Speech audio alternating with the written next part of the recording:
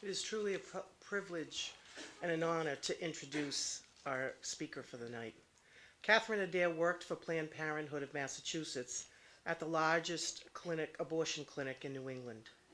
There she witnessed thousands of abortions, doing everything from making appointments to assisting in the procedure rooms. After seeing the aftermath of a second trimester abortion, she was forever changed. Her personal experience with abortion at age 19 and time working at Planned Parenthood changed her from a pro-choice feminist to a pro-life activist. Her story is one of hope and of healing, and she credits God with His infinite mercy and forgiveness for giving her the strength to share her story.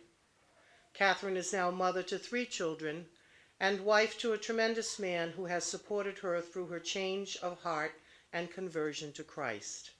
She shares her story with us tonight in the hope that those fighting for life will know that their prayers and faithfulness bear fruit, and that maybe more people will be converted to the culture of life.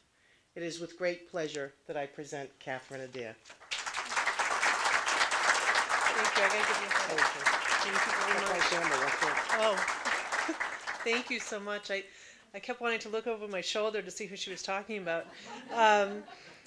But thank you all so much for coming. And I have to tell you that you're my guinea pigs tonight, because I normally have my notes on paper and I kind of read off the paper and shuffle them around. And my 10-year-old said to me, she said, Mom, could you move into the 21st century? You need an iPad. So, well, she didn't really say it like that. She's actually very sweet. And I said, I need an iPad. So I have my iPad here today, and I'm going to try to use it. So you're my guinea pigs tonight. But I also really want to give a warm welcome to Brother Anthony and to the sisters from St. Benedict Center, who have been a tremendous source of comfort for me over the past year. And not only because they're just so wonderful, but also because the only thing I ever wanted to be when I was younger was a nun. And, those of you that, some people know me as a grown-up think that's, can't imagine that. But really, I loved going to church. I loved Jesus. I was so drawn to that contemplative life, to that giving over of myself to God. But, when you're in a family like mine where I was brought up Catholic, we went to church, but we didn't have a Bible, we didn't pray, I didn't have any relationship with the Lord. My parents, was all about education and getting ahead, and sort of religion was kind of looked down upon. It's something you did because it looked good to everybody in town, but you don't really believe it or live it. And so I really had no outlet for that desire I had to be close to God. And so what do? You develop relationships with other things, right? You develop relationships with rock and roll and, dyeing your hair purple and all those things that I did as a crazy teenager. And so, and my mom, of course, in my family, my mom was a real feminist. She was a founding member of the National Organization for Women in the county that I grew up in. My parents were real liberal Democrats, and so my mom was really into this idea of women's rights. And so, with the feminist movement, I think what happened is, we're talking so much about women's rights that it became, women have to be equal to men, therefore women have to be like men, and being equal meant being the same. And so, when you believe that, you always feel like you're fighting against something. You're fighting against these people trying to take away your rights. And that's kind of the environment that I grew up in. So when I became a little bit older, touching iPad here, I really wanted to, be that real feminist. But what happened was I ended up becoming pregnant when I was 19. And I remember when I found out I was pregnant, I was happy. I thought, wow, a baby. And I kind of put off telling my mom because I had this little fantasy that I was going to have this baby and, my boyfriend and I were going to live in my parents' basement and, life was going to be great. And But I knew that in my world, that just wasn't an option. I wasn't going to get any support there. That wasn't part of the plan. And so when I did tell my mom, she said to me, she said, well, we can take care of that. Don't worry about it. That's easy. Well, I'll make an appointment with you, with your with our family doctor, and it's easy. We can fix it. And so I went to the doctor, and she said, well, I'll call and make the appointment. And you're sort of just led along this path. It's almost like you realize, gosh, how could I be so stupid thinking I could have a baby? I haven't finished college. I don't have a career. And so they made the appointment for me, and we went to the clinic. My mom and I went, and you're just sort of in this situation that seems surreal. And I remember after the procedure, where I went, they sort of give you general anesthesia. So I woke up, and when I went out to see my mom, I just burst into tears. I was just sobbing. I felt so empty. It's not just the physical, it's sort of that spiritual undoing of yourself, that knowing what you did. And they say to you, oh, well, you'll feel relief when it's over, and it's true. I felt tremendous relief. It's over. I don't have to think about it anymore. But that's very fleeting. You're left with a lifetime of regret, but oftentimes depression, anxiety, self-loathing, loneliness. This is supposed to be a good thing. This is our right. This is my right as a woman to decide what I do with my body, and yet I just willingly participated in the murder of my own child. How does that go away? It doesn't. It doesn't go away. And so for me personally, the way I dealt with it was, I remember looking at my mother's face, and I was crying, and she just looked kind of confused, like, well, what are you crying about? Not that mean, not like I say to my kids, but, just confused, like she couldn't understand that I might not be happy or feel good about what I just did. And so we went out to the car, and I said to myself, I'm not going to think about this. It's over. It's done. I never have to think about this again, because who am I going to talk to? I felt like I had nobody to talk to. And I think I felt bad that I had negative feelings, that, and I think I was surprised by that. You're not supposed to have negative feelings about it. You're supposed to feel good about it. So I decided I was going to be the world's biggest feminist. I went back to college and changed my major to women's studies. I started off with, Gender Relations 101, and progressed from there. And it's very interesting because, of course, everybody in the department and everyone in your classes are these uber feminists, and, you rail against the patriarchy, and you shave your head and whatever else you do. But I really believed that pro-choice was the way to be. I really believed that women were never going to be equal if they didn't have the right to abortion. Because if you can't determine your own path to parenthood, if you can't determine the path of your life, if someone else is going to determine that for you, then you're never really free. You can't be your own person if you're going to be forced into being a mother. So I really believed it. And so much so that I marched on Washington for, pro-choice rights. I was telling the sisters, I had a big sign that said, feminists are the majority, and, feminism, the radical notion that women are people. And, so I would march on Washington, and I bought the whole thing. So when I graduated from college, I saw that Planned Parenthood was hiring. And I thought, this is great. Planned Parenthood, this is like the mecca of feminism. This is if you work for Planned Parenthood, nobody can question your feminist credentials, And I really thought that they helped women. I really believed that birth control was a good thing. I really believed that abortion was fine. I didn't even have the mentality of, well, I wouldn't do it, but it's okay for you. I didn't even think that way. I didn't even think of it as we were talking about people. So So I remember I went to the interview. This was in Brookline, in Massachusetts. This was a clinic that's no longer there. This was right before they moved to their current location at 1030 Com Ave. And this was around the time of Operation Rescue.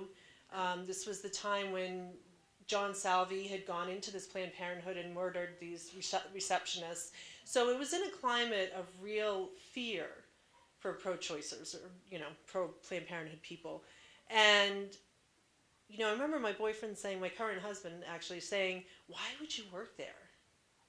And I really couldn't answer the question, but I really felt, well, I have to.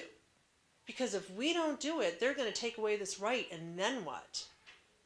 Chastity belts and public whippings and all sorts of things are going to happen. I mean, I really had this idea that if we didn't have abortion rights, that the world was going to end.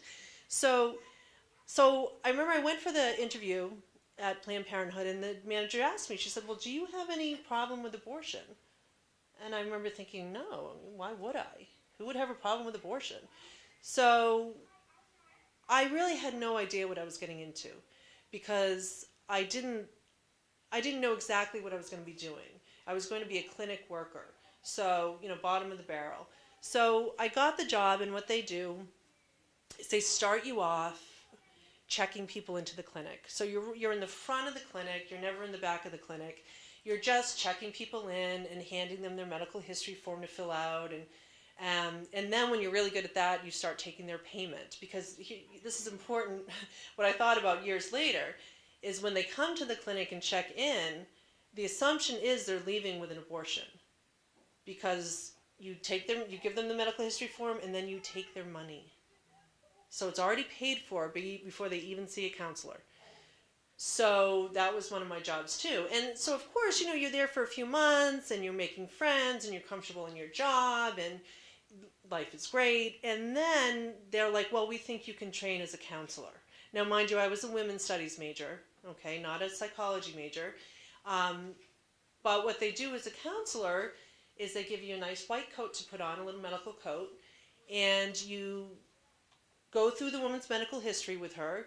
You take her blood pressure and her pulse, and then you sort of describe the abortion procedure in about a minute or less, and then you say, now you know that you could have this baby adopted, or you could keep the baby.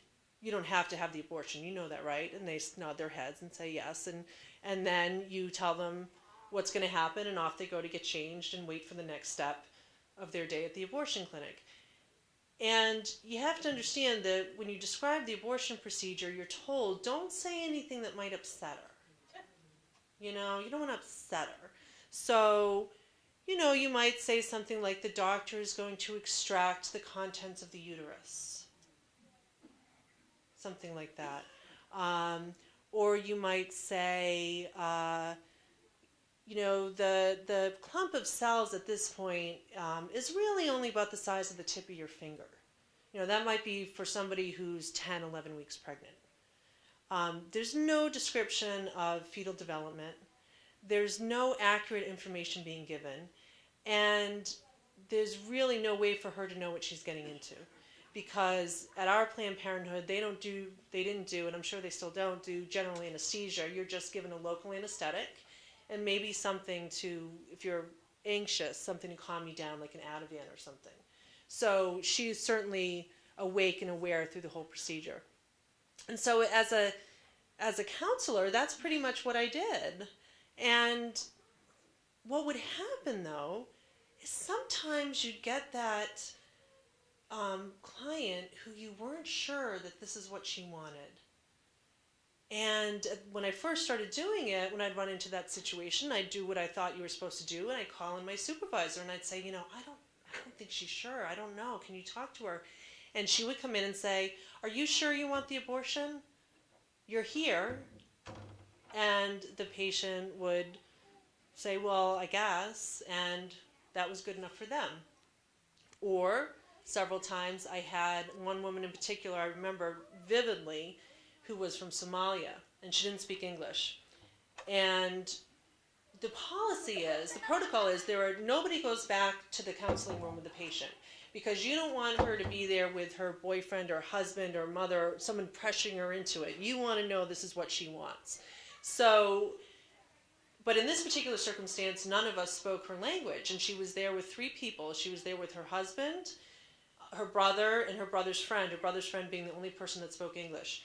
And so the entire time I'm in the room with her, she's looking down, and they're doing the talking for her, and they're very angrily insisting that we have to give her this abortion, Well, I can't get consent from somebody who isn't allowed to speak.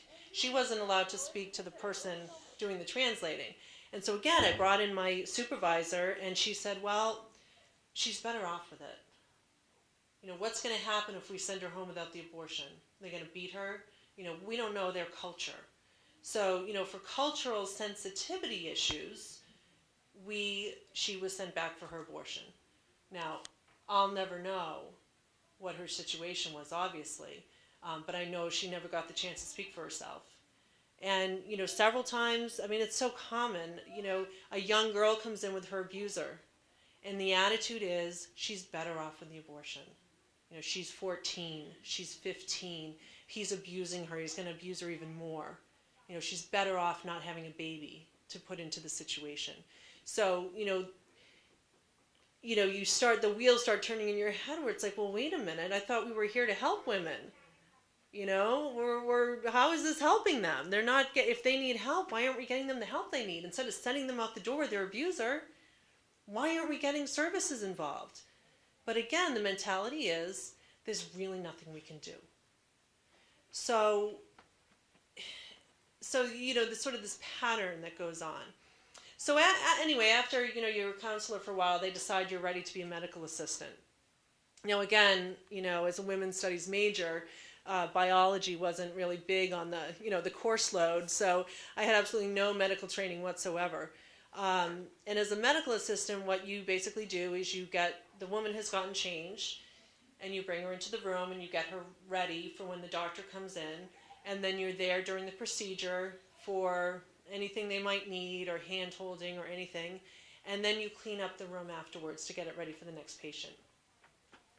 And I remember just every time I was assigned to be a medical assistant, I was so anxious because I knew I had no medical training, and you're left alone with the patient in the room after the doctor and the nurse leaves. You're alone with this patient. And, it's ironic because Planned Parenthood loves to talk about the doctor-patient relationship. And let me tell you about the doctor-patient relationship for an abortion. The medical assistant, the woman comes in, and I'm not going to get into details obviously, but she gets on the table like you would if you were having an exam. And she has to be in that position for when the doctor and the nurse come in, because he or she, they want things moving along really quickly, And so you get her into that position, they come in. If the patient's lucky, the doctor might make eye contact and say hello, it all depending on the doctor. And they give her the local anesthetic, and the procedure for first trimester abortion is pretty quick. But it can also be very painful. When you're talking about a local anesthetic and you're talking about this person being forcibly torn out of your uterus, it's very painful. Oftentimes patients would be in agony, screaming, begging. This one woman I would do translating for Spanish-speaking patients, and she was from Argentina. She didn't speak any English, so I was her translator. And she was just begging me to get them to stop because she had a tipped uterus and they were having trouble getting to the baby. And they were just, talking in these clinical terms. They weren't even talking to her. I was the only, and I remember thinking, I'm the only one talking to this woman.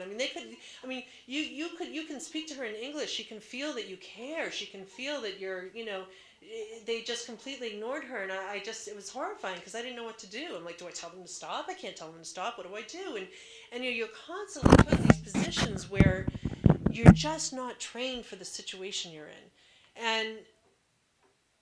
And so what would happen also, so at any rate, so then the nurse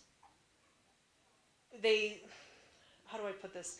The aborted baby is in a picture metal bowl that you have in your kitchen, a mixing bowl, a small one, and they sort of look at it to make sure the pieces are there that need to be there, and then they leave.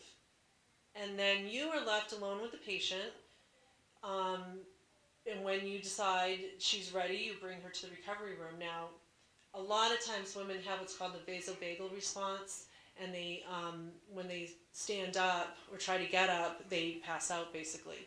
And again, the pressure is on you to get them out of there because they have another patient coming in, and the doctors don't like to be kept waiting. So there I am, no medical training whatsoever. Women are passing out, and this one, they don't like them to use wheelchairs because it clogs up the hallway, and they need to walk on their own to the recovery room, and then you have to rush. You drop her off in the recovery room. You got to rush back. You've got to clean it up. I mean, if there's any blood on the table, on the floor, on the wall, you're supposed to clean that up. Of course, I was never trained in OSHA regulations at all. And then the nurse again, I don't like to be graphic because I don't think it serves any purpose, but I think there's also a reality to it where the baby is put in a baggie. And they're called POCs, product of conception, because of course that's the other euphemism. It's the contents of the uterus, it's the product of conception.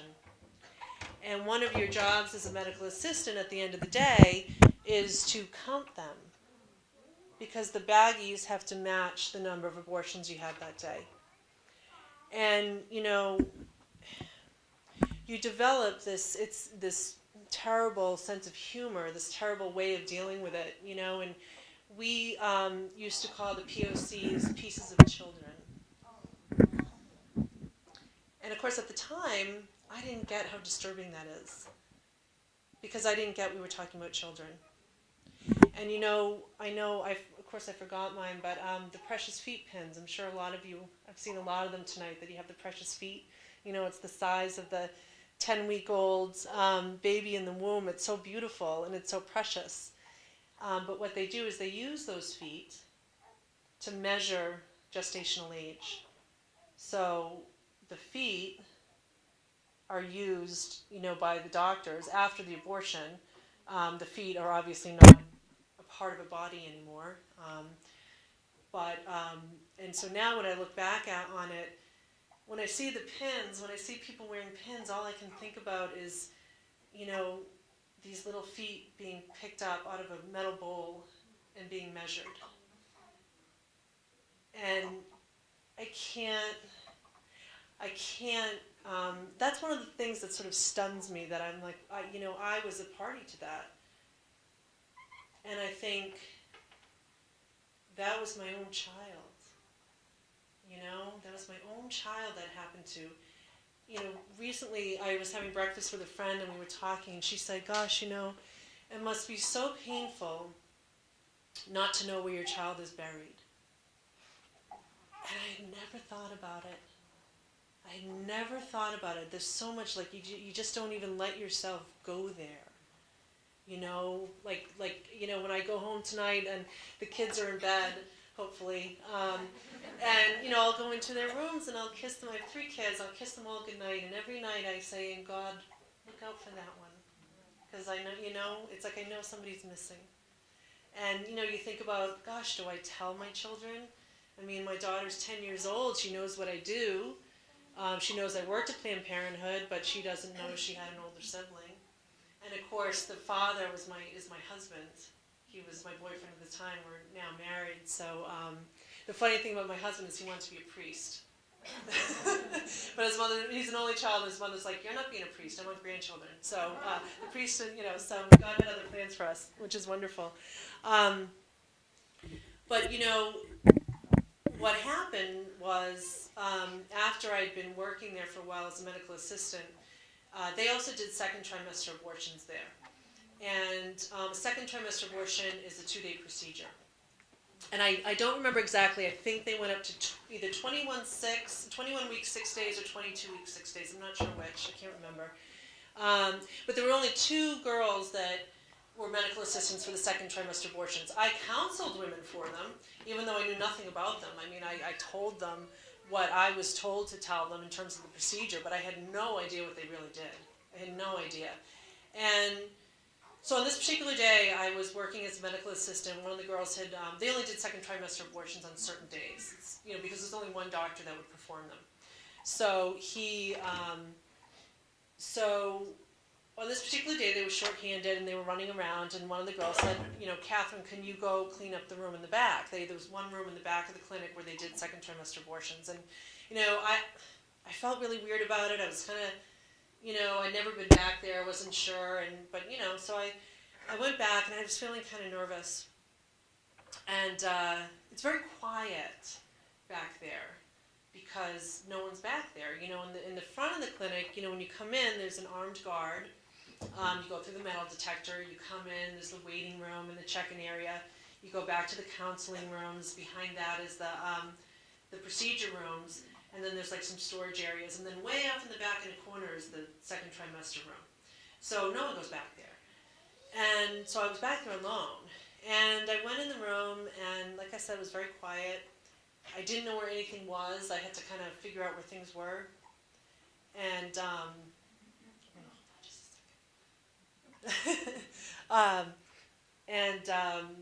trying to figure out, where things were and what to do. And as I turned around and I looked at the table next to the bed, and there was this jar, and inside the jar were arms and legs. And, I still feel like, did I really see that? I almost had this moment like that can't be what I'm looking at. I am not looking at what I see right in front of me. I'm not. And I just sort of backed out of the room.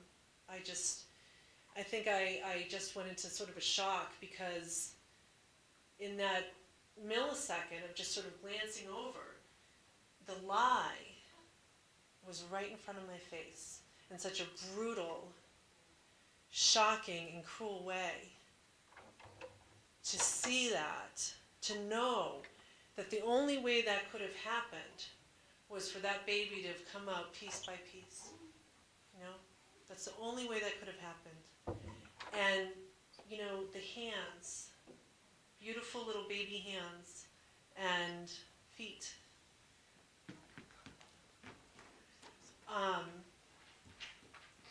It left such an imprint on my mind, but at the same time, I was thinking, like I said, I couldn't be looking at this, and so I backed out of the room, and I found the other girl, and I said, I can't go in there, I can't do this, and she said, I'm so sorry.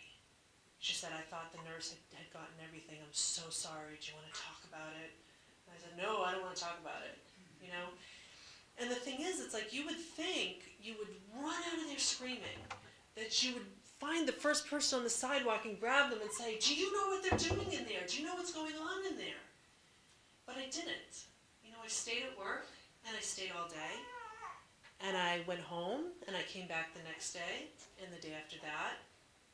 But something was different. I just, I couldn't get that out of my mind. I knew that this whole Planned Parenthood thing was a lie. The abortions, the birth control that they pushed on people, the way that they treated the patients. They were so, like, we're the experts, we know what you need. The assumptions they made about people without really listening to them or hearing them.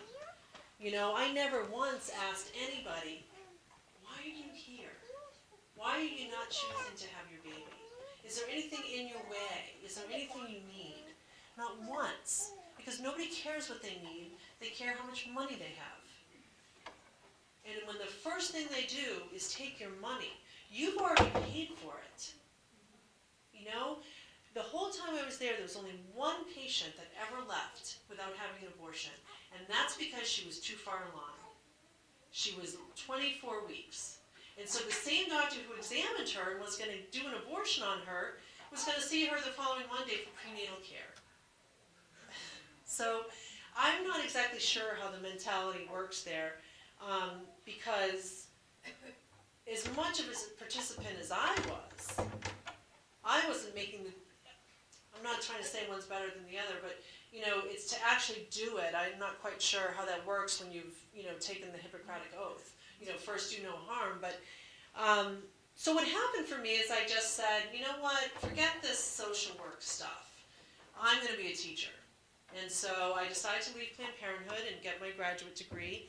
And I got married, I had children, and I never talked about it or thought about it for years. It's not something you put on a resume, that's for sure.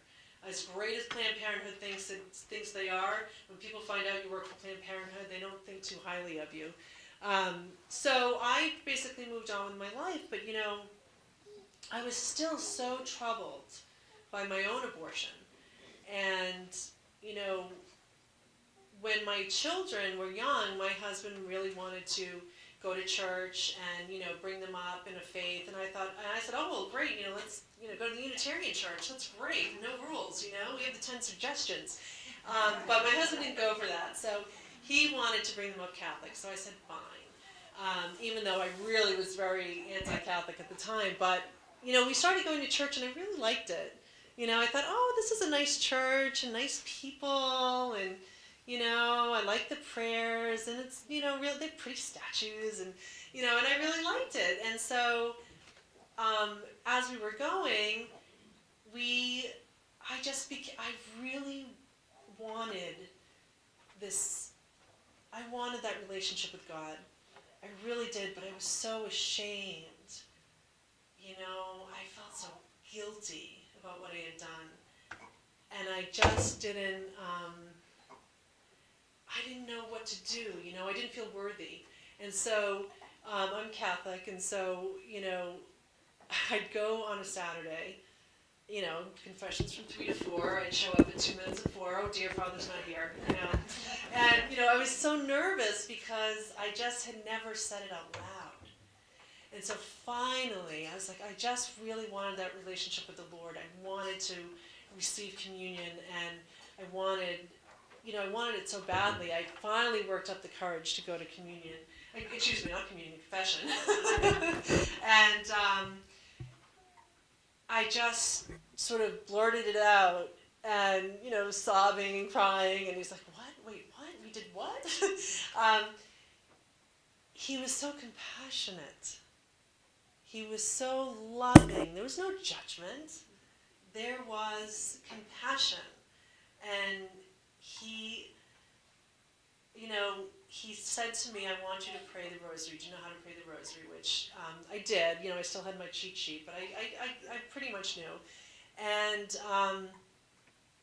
so I went to pray the rosary. I was waiting for him to give me the bag of pebbles to kneel on and all that, but he didn't do that. I guess they don't really do that. So at any rate, but really, so through, I prayed the rosary that night, and I really cried a lot. And I don't know that I necessarily accepted his forgiveness right away.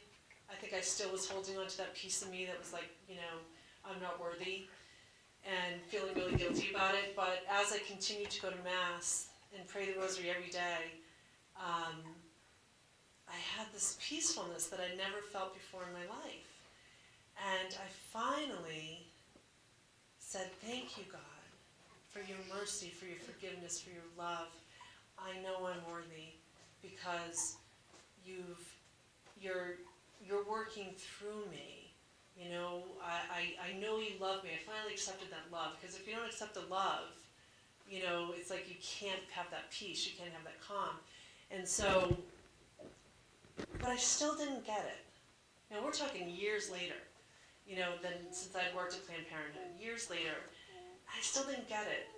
And so, after I got into confession, I was receiving the Eucharist, and one day after Mass, I received the Eucharist, I'm kneeling after receiving it Mass, and he just sort of lifted that veil, and he said, they're babies, they're my children. And I just started to cry for all those babies that I had been a party to in their death, and their murder, and seeing them for the first time, not as a body count at the end of the day, but as unique individuals, each one of them, called by God, called by name, and nobody even knows about them. This is, we're not even talking about pro-choice versus pro-life. We're talking about a Holocaust, of victims that have no voice and who are just as unique as you and I are, who have their own purpose just like we do. And when I finally understood that, it just blew me away. It's because I never got it. I never got it. And I really think one of the things that amazes me the most is how much pro-life people get that and the pain they feel in their hearts for each child. 55 million. So at any rate, but I never spoke about it.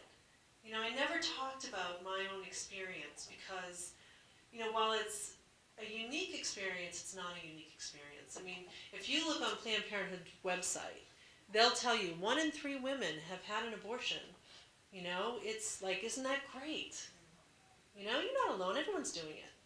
And they put it forward as though it's this easy thing, and it's not an easy thing. No matter who you are, what your circumstances are, it's a horrible thing. And, when I was working there, they started doing, have you heard, about medical abortions? They'd started doing this. It's the RU486, which was touted as sort of the non-surgical, less invasive procedure, where the woman goes to the clinic, she gets her first dose of these hormones to cause an abortion, then she takes a second dose at home, and she basically aborts at home. And I remember at the time thinking, this is horrible. This is horrible. She's going to go home and not know if this is right, if this is is this what's supposed to happen? Am I okay? Am I not okay? You don't know. But yet they thought it was wonderful. Well, why? Well, you don't have to pay a doctor, do you? You don't have to pay a doctor if a woman's doing it herself at home. And, it's become so common that they now do what are called tele-abortions, where in the clinic, the woman comes in, she's examined by a nurse, and then she talks to a doctor via a video camera. He's somewhere else, or she's somewhere else. And if the doctor thinks it's okay, they give the okay for her to have the RU486, and off she goes home without ever having seen a doctor. Now, this is not what they claim it to be. Just in April, the FDA released a report where I think it was 14 women have died from RU486 and 2,000 complications. Now, severe complications, which means severe bleeding and hospitalization. And even Abby Johnson, I'm sure some of you have heard about her, she had a medical abortion, and here she is, the director of Planned Parenthood Clinic, at home, in agony, bleeding profusely, in extreme pain, and who's she going to talk to? She doesn't even want to call the doctor. She doesn't want to, is this normal? Is this not normal? I don't know. And when you're in that culture, you have no one to talk to, because the culture is one that really creates a climate of fear. The pro-lifers are crazy. They're going to try to kill you. They're out to get you. They're religious fanatics. So you're either one of us or you're one of them. And, they really do create this climate of intolerance and of fear. And it's really hard. I was talking earlier, one of the hardest things for me has been going from that self-identity of being this liberal, tolerant, pro-choice, pro-woman feminist to be one of you. To being one of those people on the sidewalk. I mean, if you had told me I was ever going to be doing that, I would have said you were crazy because, and the first time I did stand in front of a Planned Parenthood with my sign kind of in the back, is anyone I know going to see me? It was so nerve-wracking, but, I looked up, this was in Worcester, and I looked up, and in the window of the Planned Parenthood building were 3 of the clinic workers, and they were watching us. And I remember thinking, I know what you're thinking. I know the jokes you're making. I know what you're saying to make yourself feel better. I know what you're calling us. But I know what you're feeling. And I pray for you. I pray for you because you have to, at some point, have that conversion. And so, this is why 40 Days for Life, for me, is so dear to my heart and so incredibly powerful. Because let's not take on the language that they give us. We're not protesters. We're witnesses. And we are witnesses to the love that we should all have for one another, that we all have innately. Our nature is not to kill our babies. Our nature is to nurture them, to love them, to help one another, to help those in need. And so, we're not protesting. We're witnessing love in action. Prayer is, God, our prayers, God uses our prayers. And I know that when we're praying, those prayers are powerful. And those people inside that building need those prayers. When people will ask me, well, we need, they'll say, we need to pray for the babies. Yes. Yes, and we need to pray for the mothers and the fathers, absolutely.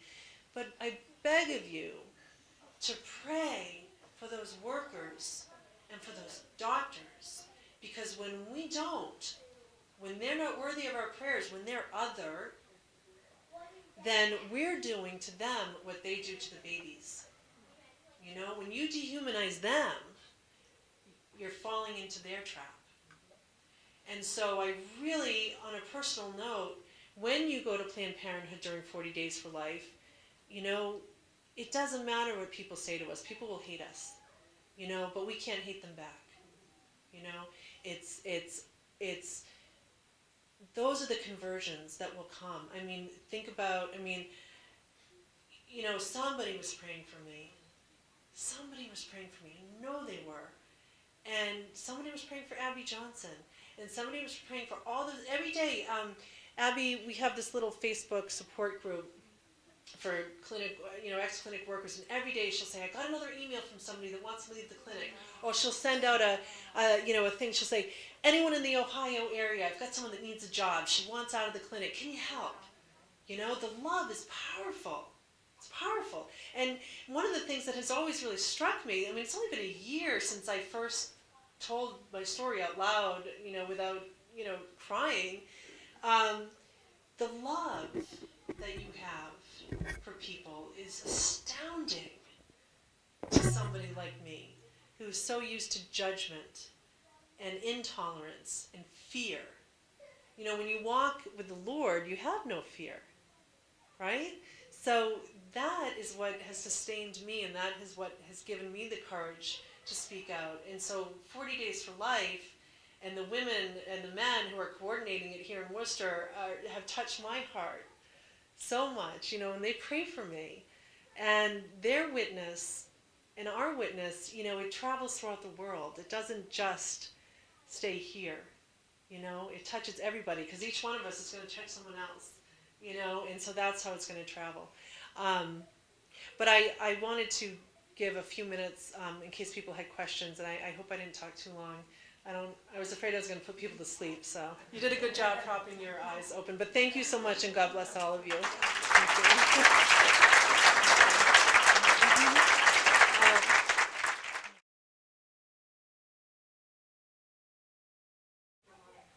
Oh, you're so sweet to ask that. I appreciate that, because I love my mom. I have a deep respect for her, and at this point I can't quite figure out what's worse, that I'm Catholic or I'm pro-life. I'm not kind of working that one out with her. You know, my mom is a great lady, and I'll tell you, because I told her, I've been asked to do these talks, and I'm really talking, I'm doing this pro-life ministry at church and so forth, and she said, well, I just rejoined the National Organization for Women. And I said, oh, really? How much do they get you for? How much are the dues? But she also called me yesterday to say, because she knew, a lot of friends have, cut me out of their lives, via email or whatever, or, defriended me on Facebook, which is a low blow. And so she knows, and she's called yesterday. She's like, so how are you doing? You feeling all right? Did you have a good Valentine's Day? How are you? I love you. And which I have great respect for her, because that's how much she loves me. And also, a beautiful thing was that she and I never talked about my abortion after that day, ever. Never. And I said to her a while back, I said, look, I don't want anyone else to go through what I went through. I don't want any woman or man to have decades of sadness and depression and anxiety and self-loathing and just all those things that come along with it. I said, if I could stop one person, that's enough. And she said, well, I didn't know that it had caused you any trouble, any difficulties in your life. She said, I didn't know. And so I think it opened a path to have that dialogue at some point. She's a tremendous lady. She really is. With my rest of my family, not so much. One of my sisters defriended me on Facebook, which is a blessing in disguise, but that's another story. And, but I believe that God heals everything. And I believe that just by my life, just by how I live my life, I can bring them back to Christ. I know that will happen with some serious prayer and a lot of love. For me, that's what it's all about. I don't have to be right. I know the truth. So, yes. Well, I'll tell you, I did talk to one very hostile audience last summer. In New Hampshire, the Executive Council had voted to not renew the contract with Planned Parenthood. And this group, Cornerstone Action, was doing a press conference to thank them and support them on that, and they asked me to come up and talk. So I said, sure, and I don't have a lot of public speaking experience, and so, I sort of had my little thing I was going to read, and in front, this was in Concord at the legislative building, so out front were all these pink signs and pink shirts, and they're marching and circling, and, I stand with Planned Parenthood, and, I walk by, hi, how you doing, and, we go in, and it's a small room, maybe, from the stage there up to maybe the beginning part of that table. And so as we're starting the press conference, they just all come in, a sea of pink, and they fill the whole room. They're just like, shoulder to shoulder. And my knees just started to shake. I was like, and so a few people spoke before me, and I'm like, someone there needs to hear what I have to say. Because a lot of them were young, they were in their 20s, just like I was, they're in their 20s, and Planned Parenthood is great, and so luckily the little thing that they had, I don't know what you call this thing, anyway, it was, it went, podium, thank you, so it went down, so my shaking knees were like behind it, nobody could see, and I could like kind of hold on to it and look like I knew what I was doing, so, so I said everything I had to say, and I'll tell you, when Congresswoman Musgrave was talking, they were all, had all these, things to say. And when I got up to talk, you could hear a pin drop. You could hear a pin drop. It was wonderful because somebody needed to hear what I had to say. And one of the things, I don't know, I'm sure a lot of you have heard of Lila Rose. When she came out last February with that undercover video of the, sex trafficking going on in New Jersey, I'll tell you, that, I got up in my chair and I was like, yes, I'm vindicated. Because I've known all this time that they don't do a thing about sex-trafficked young women that come into their clinics. That they are the most racist, anti-woman organization. And let's remember, too, they have about $1 billion in profits. They're a huge corporation, and they're above any kind of criticism, in the media and in general society. So I went off on a tangent there, but Yeah, I think what I find most ironic, and thank you for bringing that up, is that, here are these women I work with, who have no problem. They would, especially for young African American women, they wanted them to, not birth control pills, but Depo-Provera, which is a shot you get every 3 months, stops you from menstruating, and because, they're not going to remember to take a pill every day. Give them the shot. And they give very little information about this type of birth control. At the time, they were doing Norplant, which is something they put under their forearm for 5 years, releasing all these hormones and chemicals. The same women I worked with who wouldn't dream of having a granola bar with high fructose corn syrup had no problem dispensing birth control pills that cause cancer and disrupt your reproductive cycle like candy. That's good for women. And it's just so ironic to me. One of the people who was most angry with me for speaking out is vegan. She has a 9-acre organic farm, and, her cosmetics are all natural, and yet, abortion is good for women. Birth control is good for women. Eating, getting some apples from Market Basket, that's bad. So, it's just silly. It's so silly how the mentality. But thank you for bringing that up. I think it's also ironic how Planned Parenthood really bullied the Komen Foundation over $600,000, which is a drop in the bucket of the $1 billion in tax dollars they've gotten for the past 3 years, because they don't care about that $600,000. They care about their reputation. They care about the public perception of their brand, which is Planned Parenthood. So that's what it's all about. And let me tell you, they will unleash, the dragon if you speak out against them.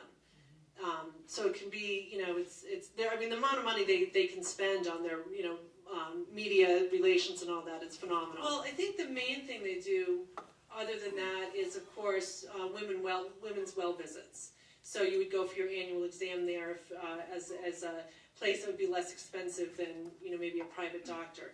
Now, and in the course of that is what they call their cancer screenings. That's their big phrase right now, right? Now, of course, they're doing a breast exam and a pap smear, right? That's their cancer screenings. Okay, they don't do mammograms. We all know that, but that's their claim to fame, that they do cancer screenings. Now, here's the other thing where they get that false 3% figure.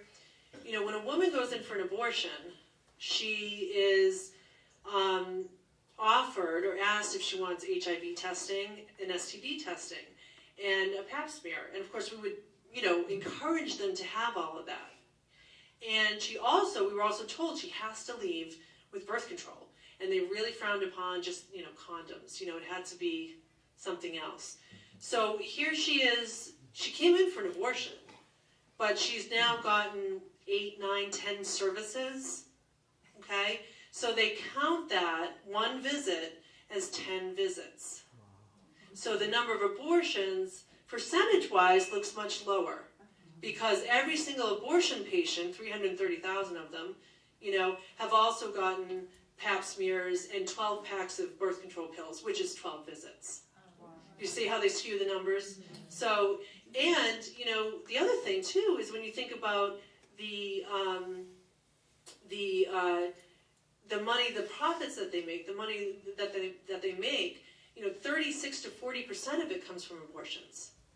The other 40% comes from your tax dollars, and then there's some private donations. So they have the abortion-driven business is so much deeper than people even realize.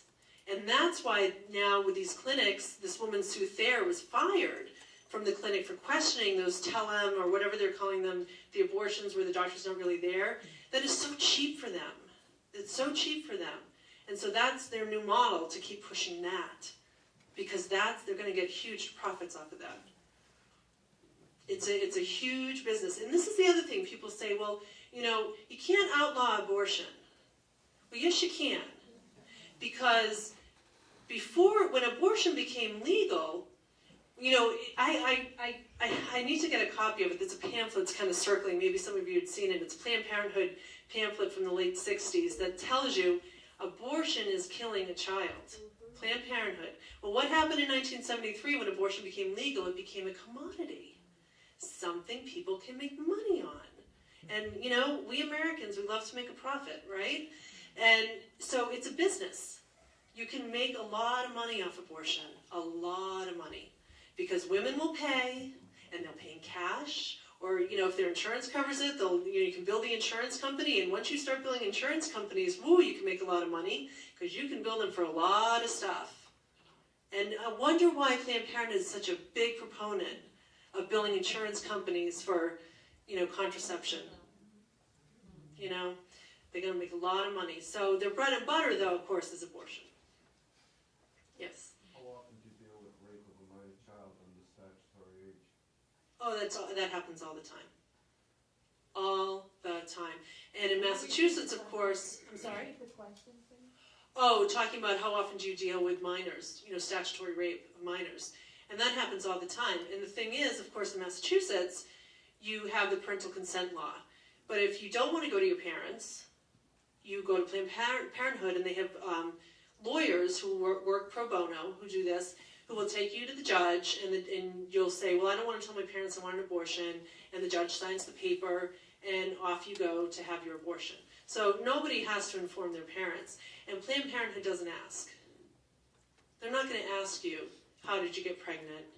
You know, are you going, you know, do you need help? You know, because it's none of your business. That would be infantilizing somebody, you know. So it's, my personal experience was, and in fact, the first thing we would do if we had a minor who didn't want to tell her parents is say, well, can you get up to New Hampshire? Because there is now this year, but there's no parental consent law. So the first thing we would do is say, can somebody bring you up there? And, you know, give them the number of the Planned Parenthood up there. No disclosure on the abuser? Or... No. Don't ask, don't tell. It's, you know, you know, and this is a thing, and I think that's one of the things that I just really found kind of disillusioning was, well, wait a minute, why aren't we helping her? You know, she's 14. You know, why aren't we helping her? And again, the attitude is she's better off with the abortion. Well, so Ray is here, young man down there. Who's not going to stand up? There he is. There's Ray. Ray is a huge pro-life stalwart, just a tremendous, grace-filled person, and he attends the church that I started attending when I went back to church. And I'd heard he did a lot of pro-life stuff, and I really, God, you know, put it in my heart to start this pro-life ministry, and he was the person that Father directed me to. And what was the question? Sorry, no. How did that evolve from? Okay, so anyway, so he had this great suggestion of getting involved with our local CareNet, which is a crisis pregnancy center. And at the same time, my friend had said, you know, I had a baby at the time, and she said, oh, I've got this box of wipes I don't need from my son. I don't use wipes anymore. And so she brought it over, and it turned out to be this huge case of wipes. And I thought, well, gee, somebody needs this more than I do. I can afford to buy wipes. And I, you know, thinking about Ray suggesting CareNet. So I called them, and they said, well, sure, we'd love to have them, bring them over. So as it happens, when I got there, the nurse manager was there. And usually they don't open unless there's two people there. But she was alone, and she let me come in, and we started talking. And I just said, you know, I used to work at Planned Parenthood. And she was like, what? And I was like, yeah. And I told her my story, and this was in August, and she said to me, she's like, we have our annual banquet in October, and we don't have anything. We've got nothing, no story, no nothing. Could you share your testimony at our banquet? And I thought, okay. And she said, we'll videotape you, we'll do like an interview, and we'll show the video at the dinner so you don't have to speak. And I'm like, oh, okay, great. So I do, and I go to the banquet, Ray was there, and the lights go down, they're going to show this video, and I'm thinking, you know, great time to sneak up the back, no one has to know it was me, and they show the video, and I'm telling you, the love in that room overwhelmed me. I mean, people were crying, they were thanking me afterwards, they were just beautiful, and I was so shocked because I'm waiting for the finger, you know, not this finger. I was like, like, what's the matter with you? How could you have ever done that? Shame, shame, shame. And none of that. I mean, it's just overwhelming. It's overwhelming, and it sustains me every single day. And so through that, sort of other people said to me, oh, could you share your story? Or, and it's been a very interesting journey because so much that I had really just not dealt with, over the past year or so, I'll all of a sudden be like, oh yeah, I remember that happened. The nightmares, the waking up screaming, I had horrible nightmares of, bodies, baby parts just floating in the air, and I'd wake up screaming, and it was awful. And, all this kind of starts to come back to you. But, God is so good because it's never overwhelming. He's just showing me these things he needs me to see and to show to other people, and just brings me these, beautiful people to pray for me and put up with me. So it's, it's been a great journey. Well, thank you. And don't forget 40 Days of Life. Go support.